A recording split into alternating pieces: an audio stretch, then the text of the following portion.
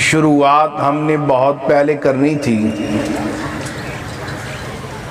لیکن پے در پے ایسے واقعات رونما ہوئے کہ تحریک لبیک یا رسول اللہ پاکستان کو ہر 3 مہینے بعد میدان عمل میں آنا پڑا۔ کارکنوں کو، ذمہ داران کو جیلوں میں جانا پڑا، بعض ساتھیوں نے جام شہادت نوش کیا، کچھ زخمی ہوئے۔ تو اب ایک وقت ہمارے پاس ہے کہ ہم مل بیٹھیں اور ایک دوسرے کی تربیت کریں، کیونکہ جس مقصد کے لیے ہم میدان عمل میں ہیں وہ مقصد بڑا عظیم مقصد ہے، لیکن عظیم مقصد کو پانے کے لیے قربانی بھی عظیم دینی پڑتی ہے۔ آج ہمارے بعض ساتھی شاید یہ سمجھتے ہیں کہ ہم کسی کے دروازے پر چلے جائیں گے اور کہیں گے کہ جناب ہم ختم نبوت کے لیے آئے ہیں، حضور کے نام پر ووٹ دے دو۔ لوگ میلاد میں بڑا خرچہ کرتے ہیں حضور کے نام پر، اور ووٹ بھی ہمیں دے دیں گے۔ یہ بات یاد رکھنا، ووٹ لینا دنیا کا مشکل ترین کام ہے۔ اس کے لیے سب سے پہلے ہمیں اپنا کردار درست کرنا پڑے گا، اپنے آپ کو نمونہ بنانا پڑے گا کہ میں دین کو تخت پہ لانے کی بات کر رہا ہوں تو کیا خود بھی دین پر عمل پیرا ہوں یا نہیں ہوں۔ اور اس کے بعد یہ بات یاد رکھیں، کوئی ہمارے ساتھ چلا ہے یا نہیں چلا، ہم نے اسے دعوت مسلسل دیتے رہنا ہے۔ تاجدار مدینہ صلی اللہ علیہ وآلہ وسلم آپ نے تبلیغ کا آغاز کیا، کفار مکہ نے نہیں مانا، طائف کی وادی میں تشریف لے گئے اور باش نوجوانوں کو آپ کے پیچھے لگایا گیا، آپ کا جسم عطر زخمی کر دیا گیا۔ جبریل امین بھی حاضر ہوئے، یا رسول اللہ صلی اللہ علیہ وآلہ وسلم اگر حکم ارشاد فرمائے تو ان پہاڑوں کو ان پر الٹا دیا جائے، غرق کر دوں انہیں۔ ارشاد فرمایا نہیں، مجھے امید ہے کہ یہ نہ صحیح ان کی نسلیں ضرور اسلام میں داخل ہو جائیں گے۔ ہم نے ہر دروازے پہ دستک دینی ہے، ہر عالم دین کو دعوت دینی ہے، ہر پیر کو دعوت دینی ہے، ہر ریڑی بان، ہر دکاندار، ہر طالب علم تک ہم نے پیغام پہنچانا ہے۔ اور اللہ کے فضل سے، حضور کی نگاہ سے اور قبلہ امیر المجاہدین کی محنت سے تحریک لبیک کا پیغام ہر گھر پہنچ چکا ہے۔ اب ہم نے لوگوں کو اپنا ہمنوا بنانا ہے۔ ایک ہوتا ہے خونی انقلاب، اس کا متحمل پاکستان نہیں اور نہ تحریک لبیک یا رسول اللہ پاکستان کی یہ پالیسی ہے اور یہ مشن ہے۔ آپ نے راستہ اختیار کیا ہے ووٹ کے ذریعے۔ ووٹ ایک پارسا کا بھی برابر ہے، ایک شرابی زانی کا بھی برابر ہے، ووٹ دونوں کا ایک جیسا ہے۔ اگر سارے آپ امام غزالی ڈھونڈیں گے تو پھر قیامت تک انتظار کرنا پڑے گا سب کا نیک ہونے کے لیے۔ ووٹ نیک کا بھی ملے گا، بد کا بھی لینا ہے، لیکن ووٹ ہم نے نظریے کے لیے لینا ہے۔ ہم اپنی ذات کے لیے کسی کے پاس نہیں جا رہے، ہم حضور کی ختم نبوت، ناموس رسالت پر پہرےداری کے لیے میدان عمل میں ہیں، دین کو تخت پہ لانے کے لیے میدان عمل میں ہیں، غریبوں کو اس فرسودہ نظام سے نجات دینے کے لیے میدان عمل میں ہیں۔ اس لیے ہمیں اپنے دل کو بھی بڑا کرنا ہے اور اپنی باہوں کو بھی کھولنا ہے۔ آج ہماری یہ سوچ بھی ہے، فلاں آدمی 2018 میں ہمارے ساتھ نہیں تھا، 2017 میں نہیں تھا، 2014 میں نہیں تھا، بس اب اس کو دامن سے وابستہ نہیں کرنا۔ لیکن میدان کربلا میں امام حسین نے ہمیں یہ درس نہیں دیا۔ حضرت حر امام عالی مقام کی بارگاہ میں آتے ہیں، امام عالی مقام نے یہ نہیں کہا کہ تو یزید کی فوج میں آیا ہے، راستہ ہمارا روکا ہے، پانی ہمارا بند کیا ہے، پردہ دار بیویاں ہمارے ساتھ ہیں، شیرخوار بچے ہمارے ساتھ ہیں، تو نے ان کا حیا نہیں کیا، میں تجھے قبول نہیں کرتا۔ حضرت حر نے کہا کہ سب کچھ چھوڑ کر آپ کی غلامی کرنا چاہتا ہوں، آپ کی غلامی میں آنا چاہتا ہوں۔ حسین ابن علی نے انہیں سینے سے لگا لیا۔ ہم نے ووٹ لینا ہے، ووٹ بینک کو بڑھانا ہے۔ جو 2014 میں چلے ان کی عظمتوں کو بھی سلام ہے، جو 2017 میں آئے ان کی عظمتوں کو بھی سلام ہے، لیکن جو 2022 میں بھی تحریک لبیک پاکستان میں آنا چاہتا ہے، ہم نے اپنے دروازے کھول کے رکھنے ہیں، ہر ایک کو ہم نے خوش آمدید کہنا۔ وہ ہمارے نظریے کے لیے ہمارے ساتھ آ رہا ہے، ہمارے سٹیج پر جو آئے گا وہ لبیک یا رسول اللہ کا نعرہ لگائے گا، تاجدار ختم نبوت کا نعرہ لگائے گا، اور اگر ہمارے پلڑے میں وہ ووٹ ڈالتا ہے تو وہ ہمارے نظریے کو ووٹ ڈال رہا ہے۔ لہذا میرے بزرگوں، میرے دوستوں، میرے بھائیوں، ہمیں بہت محنت کی ضرورت ہے اس فرسودہ نظام سے نجات کے لیے جس نے پاکستان کو جکڑ رکھا ہے۔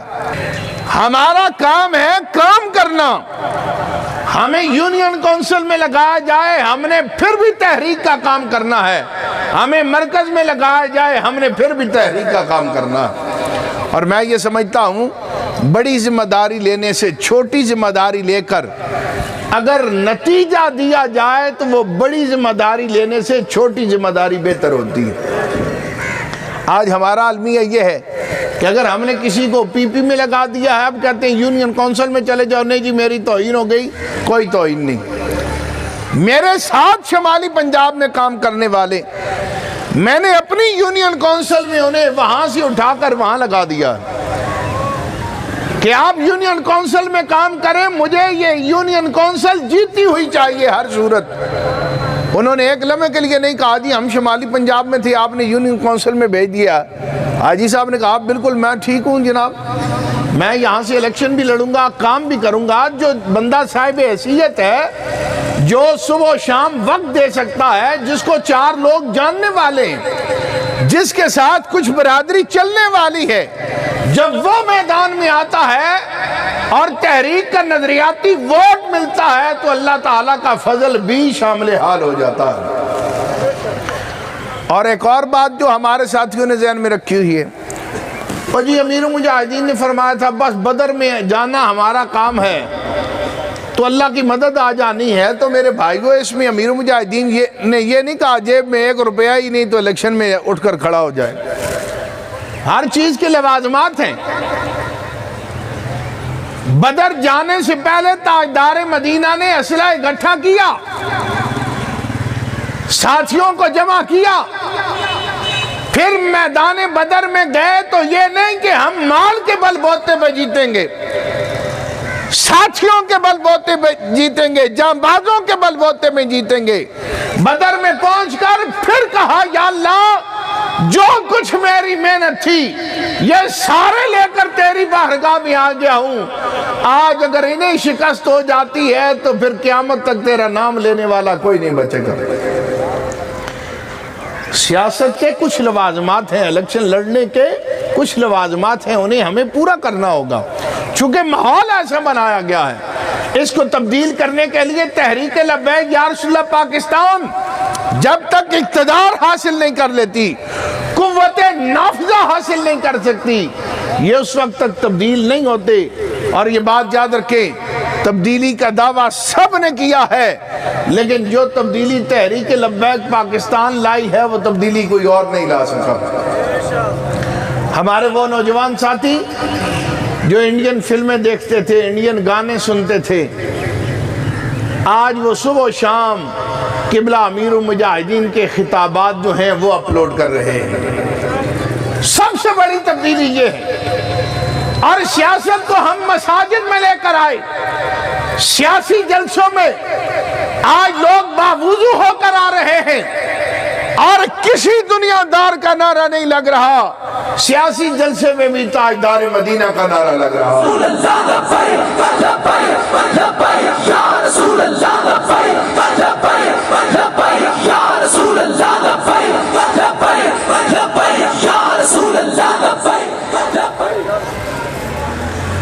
اور اس سے بڑھ کر ہمارے امیر محترم کی شادی ہوئی، تبدیلی آپ کو محسوس ہوئی یا نہیں ہوئی؟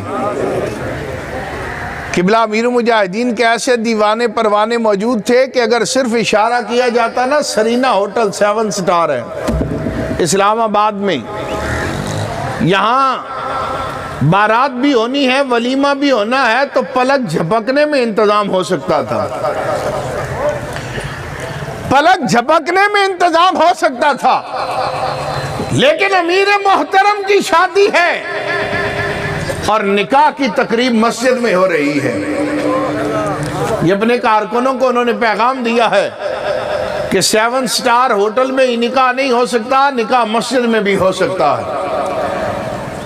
اور پھر کچھ عرصہ پہلے نواز شریف صاحب کے نواسے کی شادی ہوئی، مریم بی بی کے بیٹے کی شادی ہوئی، کیا انہوں نے عام کارکنوں کو بلایا؟ زرداری صاحب کی بیٹی کی شادی ہوئی، عام کارکنوں کو بلایا گیا؟ وہاں تو کرونا سرٹیفکیٹ چیک کیے گئے، ایس او پیز کا بڑا خیال تھا، لیکن یہ دین اسلام ہے۔ تحریک لبیک یا رسول اللہ پاکستان کے قائد نے اپنے غریب کارکنوں کو بھی دعوت دی، انہی میں کھڑے رہے، انہی سے ملے، دعوت عام دے کر یہ ثابت کر دیا ہے کہ ہم محض اسلام کا دعویٰ ہی نہیں کر رہے، اسلام پر چل کر لوگوں کے لیے نمونہ بھی ثابت ہو رہے۔ اس لیے میرے بھائیوں، ہم نے مل کر کام کرنا ہے، اور یہ بات یاد رکھیں، جب انسان مسلسل کوشش کرتا ہے تو اللہ تعالیٰ کامیابی عطا فرماتا ہے۔